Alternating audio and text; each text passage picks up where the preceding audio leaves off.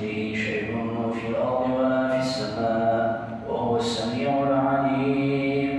سبحان الذي لم يلد ولم يولد ولم يكن له كفوا أحد. الحمد لله رب العالمين والعاقبة للمتقين ولا عدوان إلا على الظالمين، والصلاة والسلام على رسولنا محمد وعلى آله وأصحابه أجمعين.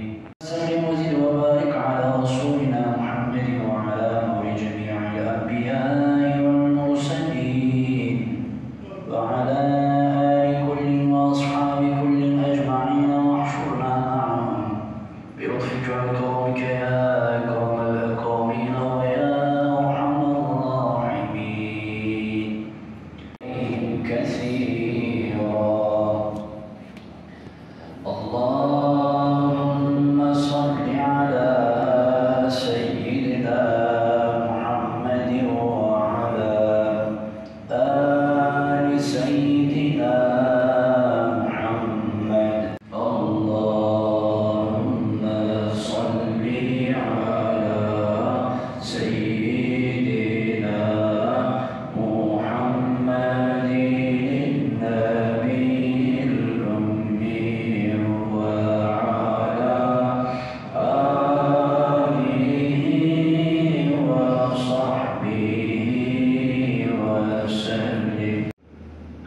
سبحان الذي لم يتخذ صاحبة ولا ولدا، سبحان من يراني ويعرف مكاني ويسمع كلامي. Biz sadece sana kulluk eder, yalnız senden yardım isteriz. Senden başkasına boyun eğmekten, senden başkasına el açmaktan bizleri muhafaza eyle Allah'ım.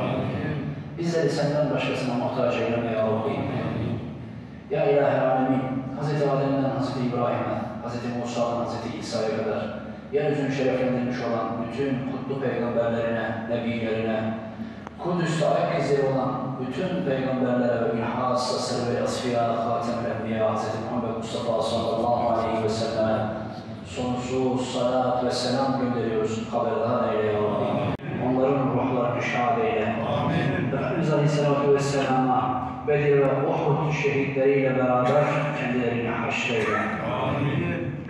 Cennet ve cemalinle şeref yâb eyle ya Rabbi. Bu kutsal dava uğrunda gaza edip yaralanan kardeşlerimize acil şifaları ihsan eyle ya Rabbi.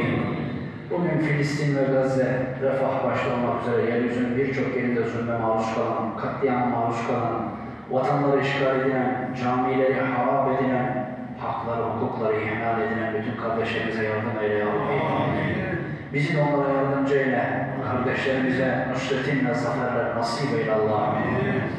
Ya Rabbi, Müslümanlara zulmeden, mazlumların bedduasından sakınmayanları sana havale ediyoruz. Din-i mübin İslam'ın düşmanlarını kavruk perişan eyle. Her türlü fitne, fesada, hile ve tuzağa karşı bizlere feraset ve basiret ihsan eyle ya Rabbi.